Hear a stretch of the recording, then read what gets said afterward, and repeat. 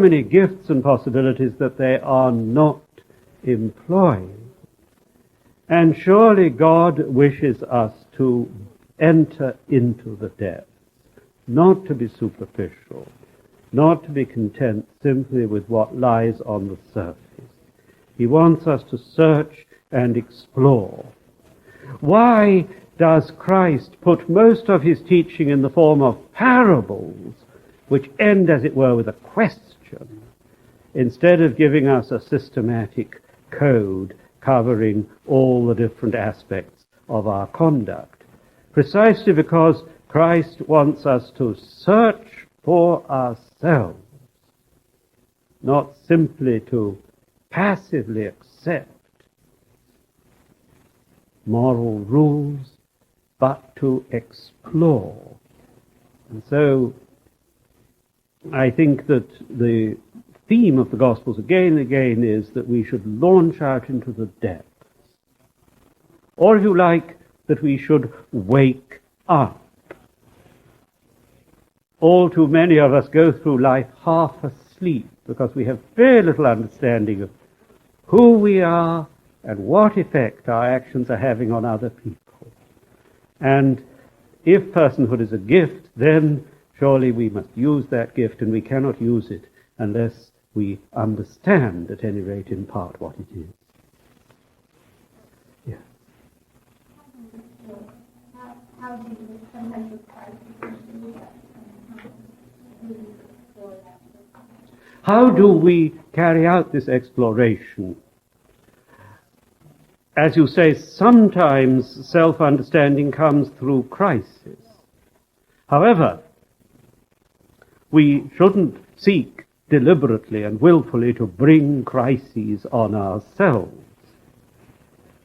If a crisis does befall us, then, as was said this morning, it can be an opportunity.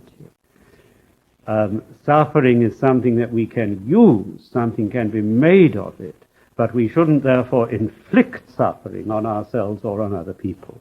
So crises come, but they're not to be self-sought, self-induced.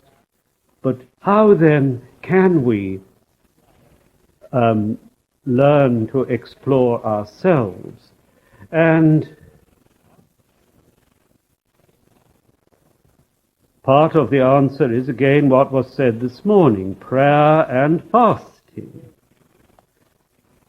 In prayer, even though we are not talking about ourselves directly, we are all the time learning more about ourselves. In learning more about God through prayer, we learn more about ourselves because we are in the divine image. So certainly prayer is one vital way of exploring. And exactly the traditional purpose of the ascetic practice of fasting is to bring lucidity. When we eat and drink too much, our thought is foggy.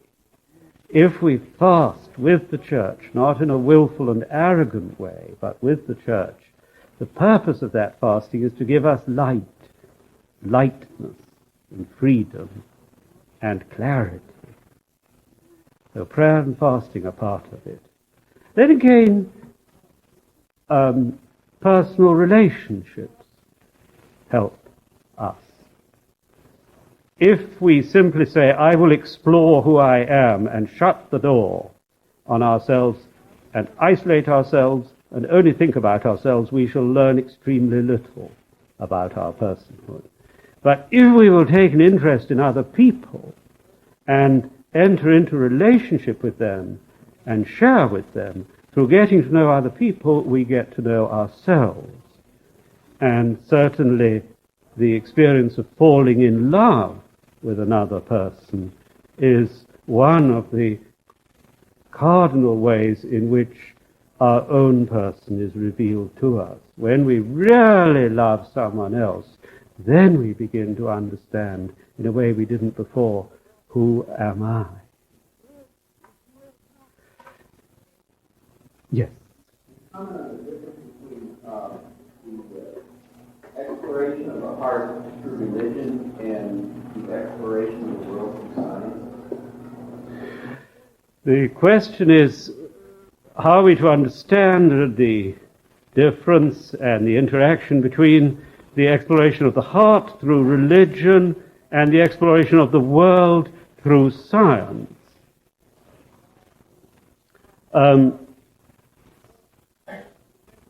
First, I would want to modify your contrast a little, because religion explores not only the heart, religion also explores the world. And through our faith and prayer, we understand the world around us. But equally, of course, science is interested not merely in the external world, but in the inner world of the person.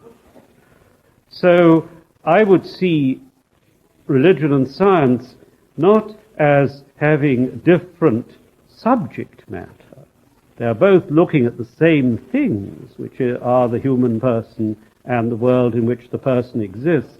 But I would see religion and science as looking at the same subject, but in different ways and on a different level. The difference, I think, lies not in the subject matter, but in the method. Religion, more specifically the Christian religion, looks at the world and at the human person in the light of revelation, in the light of what God tells us.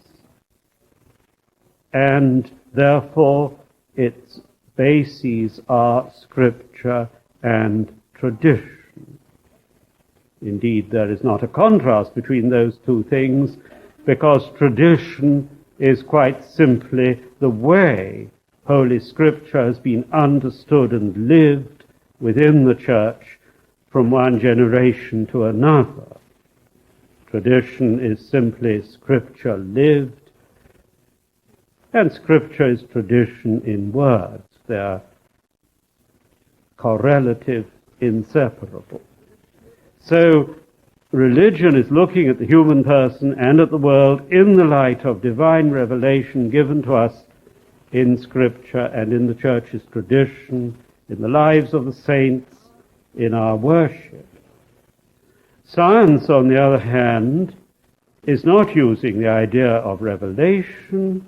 It is simply using the powers of investigation and understanding which all humans possess. Of course, God is also present in science, because the powers of understanding which we possess are gifts of God. So we can't suggest that there is any truth which is not God's truth. All truth is truth from God. But in the case of science, we do not mention the name of God explicitly in strictly scientific inquiries. So I would see science as having a limited but genuine value from the Christian point of view. God has given us powers of observation, powers of mathematical measurement, powers of reasoning, and we are to use those to the full. But science is working on a different level from faith. In the end, I believe there need be no conflict between science and religion. We Christians should not be afraid of scientific inquiry. If Christ is the truth, then we need not be afraid of truth from wherever it comes. Science becomes, however, a danger once it is assumed that science can provide a total explanation of everything. Once it is assumed that the only truth is the truth of science. I do not call that science, I call that scientism, where everything is reduced to that which can be established through scientific and more specifically mathematical methods of inquiry. However, great numbers of leading scientists would not endorse scientism. They would not claim that their scientific methods of inquiry offer a total explanation. So as long as we don't think science provides all the answers, then I think we Christians, without fear, can engage in scientific disciplines. That's a very oversimplified answer to an immensely wide subject. Making it yet more oversimplified, I would say science on the whole tells us what happens, and it may tell us how it happens, but it does not tell us why it happens. Why is there a world at all? That is not a scientific question, though it is a question that we as humans want to ask. Why do I have a sense of right and wrong that is quite distinct from my desire to avoid pain and seek pleasure, or if not quite distinct, that is more than simply that? Why do I have immortal yearnings within me? Why do I love other people? Those, I think, are not scientific questions, though they are certainly human questions. And those are the questions why, that I believe religion is answering. Yes? Is there any spiritual transfer in a heart transplant?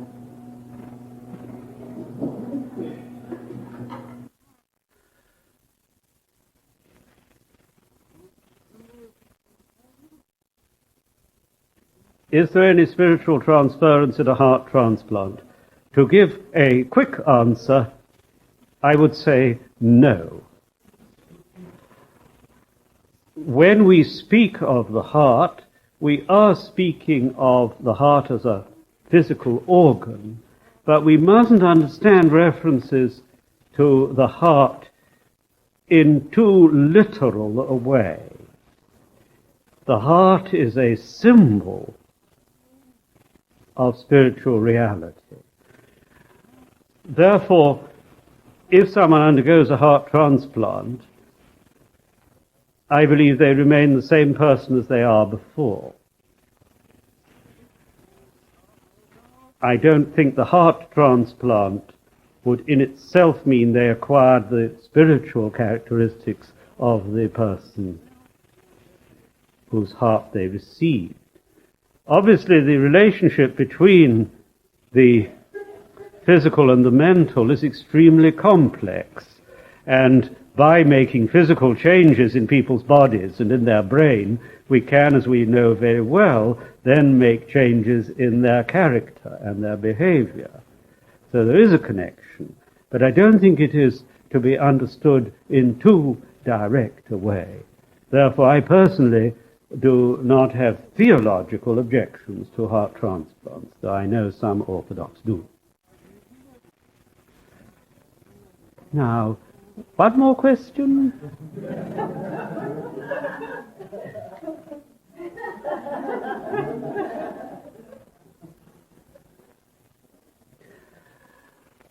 Well, I've got one or two questions here. Will we still have remorse in heaven over Calvary?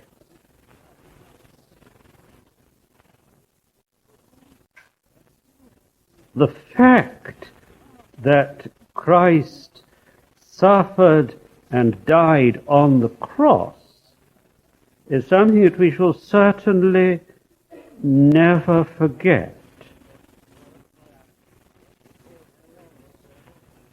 And we know that at the second coming, Christ will appear on earth bearing the wounds of the cross on his hands and his feet and in his side. At the resurrection from the dead, we shall see him with those wounds still on his body. And so the fact that Christ has died for us on the cross remains as an eternal fact. But as I understand it, in heaven we will not feel remorse over that. Remorse would be the wrong word.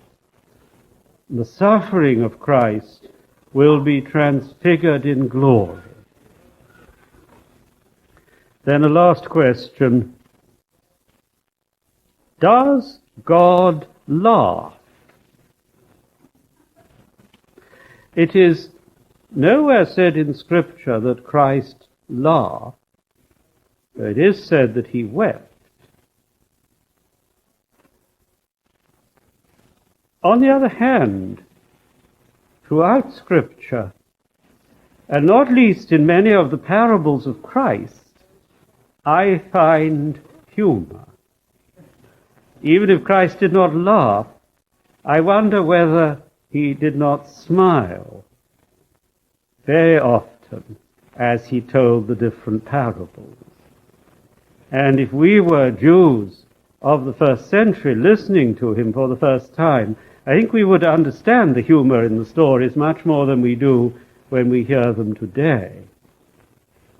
So I believe that humor is a quality given to us by God and that may be used for his glory. But like all God's gifts, it can be misused. Laughter can be cruel, hostile, condemnatory. Laughter can be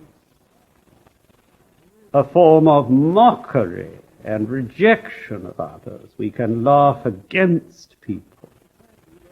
But laughter can also be deeply healing.